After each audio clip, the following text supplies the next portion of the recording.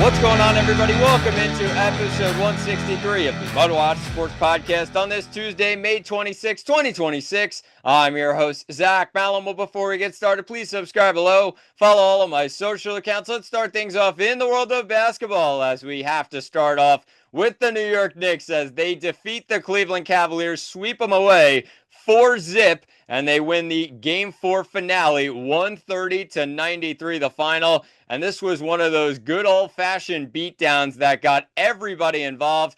Only one player on the Knicks roster did not score in this game. They were really efficient as well. 19 three-pointers in the game, and they completely swept away from Cleveland. They swept Cleveland away all series long, the same they did to Philadelphia the round before that. It is now 11 consecutive playoff wins for the New York Knicks. They are making history right now, and they advance to their first NBA Finals since 1999. The story in the next couple of days for Knicks fans is, well, enjoying this and being in this for the first time in 27 years. They get to say that they can play a game in the NBA Finals, but looking at their future opponents, it's going to be a very tough series. It already is between the San Antonio Spurs and the Oklahoma City Thunder. That series, of course, is tied at 2, heading back to OKC for Game 5. But when you look at those two teams, the question is for Knicks fans, who would you rather play? My opinion, you'd rather play the San Antonio Spurs. You've beaten them so far this year. You beat them in a tough moment, in a big moment in the NBA Cup final. You look at OKC, they're 2-0 against the Knicks during the regular season. Obviously, this is a different Knicks team than OKC played all the way back in January and in March as well. The Knicks can take down the Oklahoma City Thunder, and I think it's because they're going up against the Spurs in this probably 6 or 7 game series, and that's going to take some of the energy out of this OKC team. If there's a time to play the Oklahoma City Thunder, it's right now, because they're going to come off a series where San Antonio is going to give them their best. Every game is going to be close. Every game is going to be a battle. And OKC is going to come into this series, the NBA Finals, if they do advance past San Antonio, feeling a little bit tired after a long, painful series. The Knicks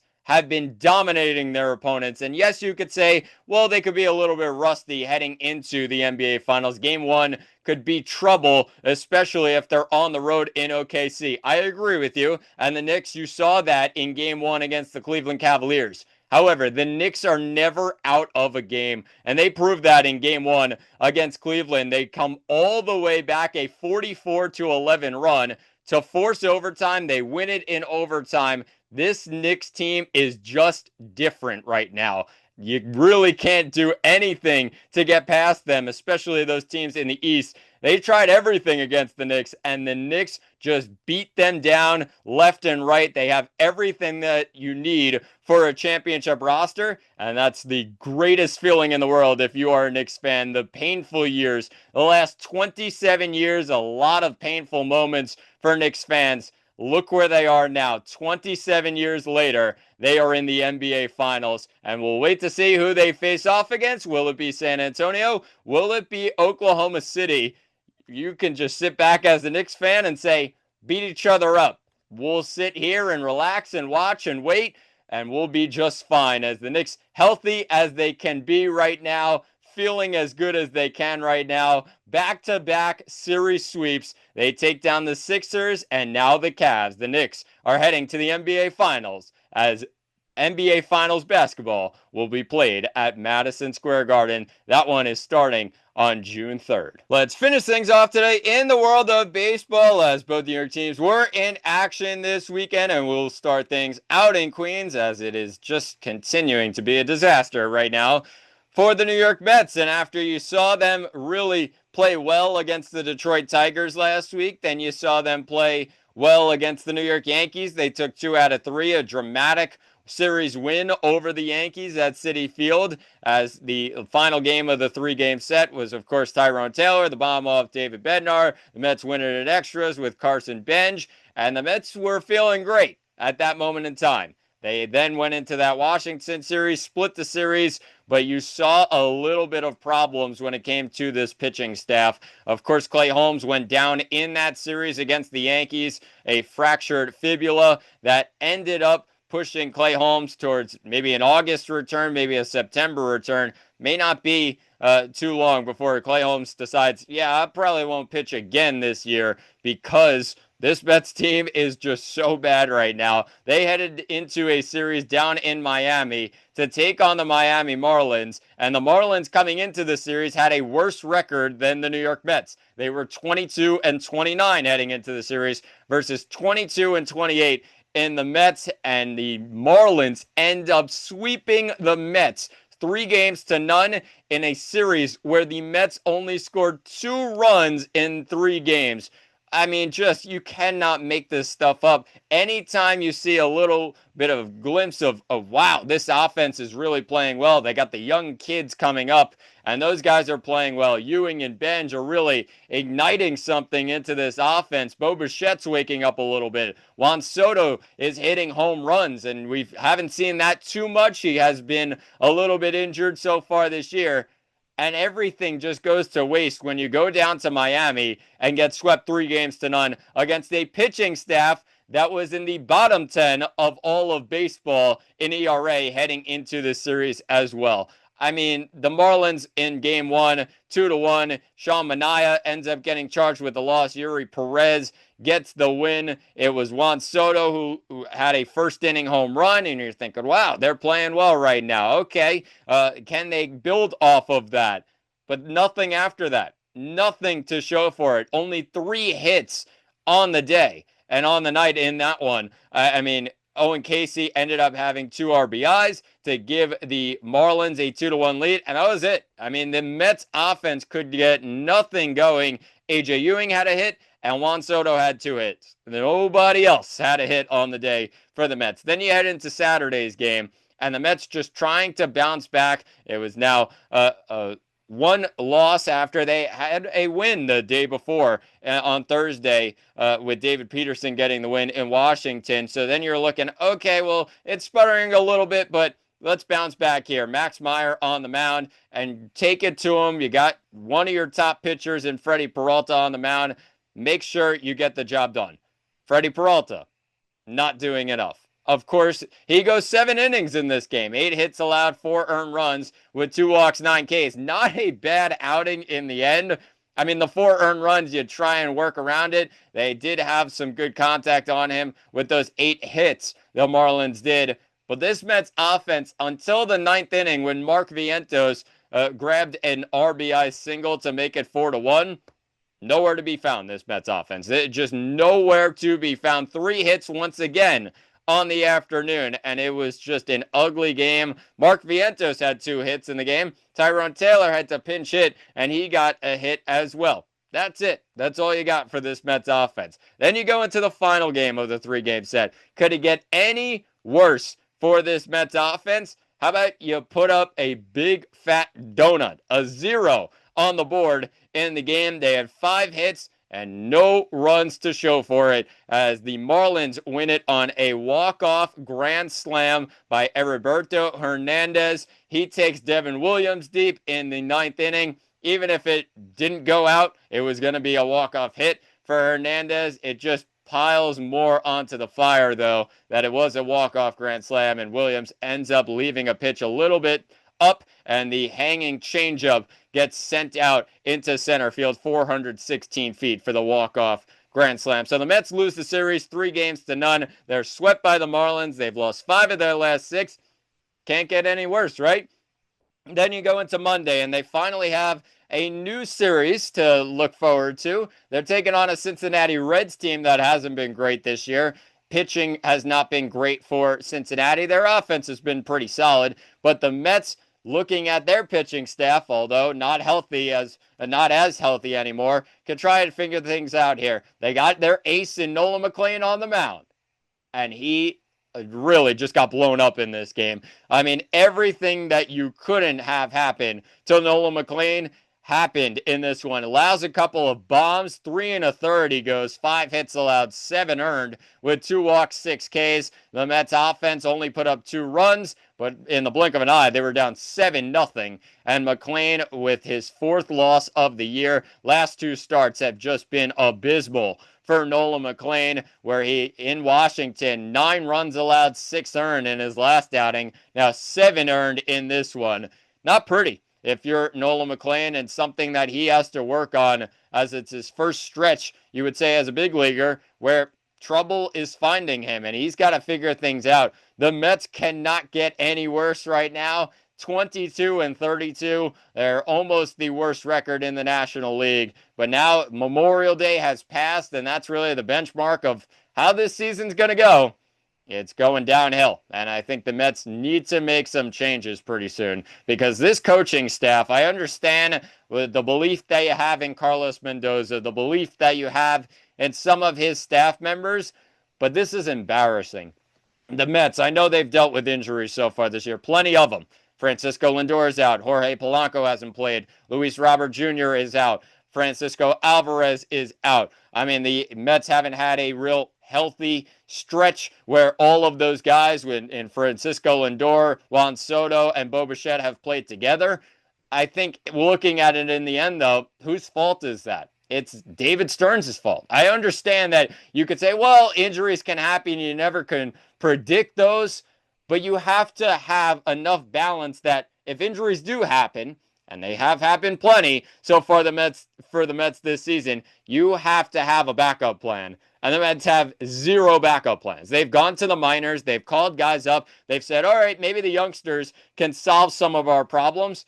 They can only do so much. They're 21 years old, 22 years old. They're not going to take this team to the promised land. You have to have a backup plan. And David Stearns is looking like a guy without a backup plan. They have no answers right now. And when everything seems to be getting worse and your best players look like, okay, well, maybe some of those guys could step up. Even they're struggling right now in their specific parts. So I think it's just time to switch things around for this Mets team. Make a move and fire somebody. That's where we are right now. It's May 26th. The Mets are 10 games under 500. And the Mets seem content on, well, all right, well, we were injured so far this year. So all these guys can keep their jobs. We're looking good. Okay, we'll be just fine. We'll figure it out. And that's just not good enough for this baseball team and for this fan base that is just begging for a winner year after year. They're trying to find something, especially after 2024, where you looked at that team that made it all the way to the NLCS. They were just a couple games off the Dodgers from making it to the World Series. And of course, the Mets the year after missed the playoffs, but they made a big splash. They got Juan Soto. And then the year after, 10 games under 500 on May 26th. You just cannot make it up. So the Mets have to bounce back. They have another game against the Cincinnati Reds. That one takes place tonight. Don't even know who's going to start for the Mets. Could it be David Peterson? He looked pretty good in his last outing when he did start the game. That was on Thursday out in Washington. Got his 3rd win of the year. Could he start again? We'll see what happens, or will there be an opener for Peterson tonight as the Reds come to town, and it's going to be Chase Burns taking on whoever it is, probably David Peterson for the Mets. It's a 7:10 start at Citi Field. Make sure you tune in to that one later. But the New York Yankees were also in action this weekend, and they were home against the Tampa Bay Rays, a very tough divisional series here for the Yankees, as the Rays ended up taking it to them late on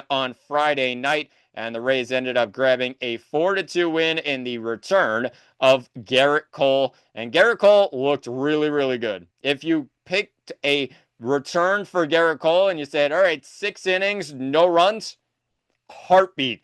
Every Yankee fan would have taken that. 6 innings, 2 hits, no runs with 3 walks and 2 Ks, 72 pitches. Good enough. That's Garrett Cole is going to get to a point this year where you're saying, okay, he's back to that peak level that you saw just a couple of years ago and back to that ace type of form for this Yankees team. And if that's the case, and you have the trio of Garrett Cole, Max Fried, and Cam Schlittler heading into the playoffs. I mean, boy, this is what Yankee fans have been waiting for. A real dominant pitching staff. And then they have Carlos Rodon, who hasn't looked great, had a good outing the last time out, a solid outing. Hasn't looked great, but you also have him. You got some other guys that you can plug and play into the last and final, the number 5 starter spot. So looking at this Yankees team, I mean, they're in a solid spot. They did lose 4-2 in that game that Cole started, as it was Nick Martinez who looked pretty good for the most part, allowed 9 hits to the Yankee team, but only allowed 1 earned. And really looking at this Yankee offense, they had 11 hits, but only 2 runs. And that's not going to help you in a game against the Rays that all they do is make contact. And really, they took it to the Yankee bullpen in the 8th inning. They put up 4 runs in that inning, and a lot of it came on that Palacios 2-run single that gave the Rays a 3-1 lead. Tim Hill went 0 plus 3 hits, 3 earned with 1 walk and no Ks. His second loss of the year. Not a great outing for Hill, of course, probably his worst of the year. But the Yankee bullpen, they have some question marks, and you're saying, well, maybe one guy goes off one day and then he's really bad the next day. I mean, that's baseball for you. A regular season, you're not going to freak out about it. Maybe the Yankees add another bullpen arm towards the end of the season, towards the deadline. That's something that they'll focus on. Just grab another arm in the bullpen, give you some protection next to your closer in David Bednar, who's been a little bit shaky himself so far this year. They will be just fine, though. I think this bullpen will figure it out, and they are a solid group. The names out there are pretty solid, so I think they'll figure it out. Just adding a little more protection will be good for this Yankees team and Brian Cashman. And then the Yankees got postponed on Saturday. That one rescheduled to September 22nd, but then they took on the Rays on Sunday, and the offense that had been scuffling a little bit the first couple of games and the previous couple of games, they end up getting the winner. And of course, who is it? Aaron Judge. The 11-game homerless drought is done. A 2-run walk-off home run in the 9th inning, and he ends up getting his 8th career walk-off, his 4th career walk-off home run. The Yankees win it 2-0, and they end up splitting the series 1-1 with the Tampa Bay Rays. So a solid series in the end against a tough divisional opponent, a team that's ahead of them in the American League East right now. The Rays are playing really good baseball, and they play that small ball contact type of baseball that the Yankees don't do. They focus a little more on the home run ball, but the Rays, I mean, the biggest part about them is their pitching staff and what they've been able to do so far this year. Really, really good stuff from Tampa, and going to be a dangerous team heading into September and October later on in the year. So the Yankees split the series 1-1. They head into a 3-game set out in Kansas City, and it already started on Memorial Day. The Yankees, an afternoon game against the Royals, where they were trailing after the 8th inning. It was the Yankees who took a 2-0 lead early on. Cody Bellinger with a home run, and it was Jose Caballero with an RBI single. 2-0 Yankees. It was 2-1 in the bottom of the second with Massey hitting a sac fly. Salvi Perez hits a solo bomb to tie the game in the 6th. Bobby Witt Jr. hits a solo bomb in the 8th to give the Royals a 3-2 lead, and almost a game that got away from the Yankees. Anthony Volpe steps up in the 9th inning after Jazz Chisholm hit a double that had Max Schumann at third base. So 2nd and 3rd with a 1 out, and Anthony Volpe gets the job done. He singles into left field, 4-3 Yankees, and David Bednar came on for the save. He pitched an inning, no hits, no runs with a walk and no Ks, 14 pitches in the 9th, and the Yankees lock it down. They continue to dominate the Royals. They have won their last 12 against Kansas City. A bit of ownership of the Kansas City Royals from the Yankees recently, and they end up grabbing a huge 4-3 victory on Monday. They end up heading into the next game of this 3-game set. It's going to be one of their big dogs in Cam Schlittler taking the mound, 6-2 on the year, 1.50 ERA with a .86 whip. So far this year, he's going up against Bailey Falter, who's 0-1 with an ERA of 9.82. So that can only mean one thing for this Yankees team.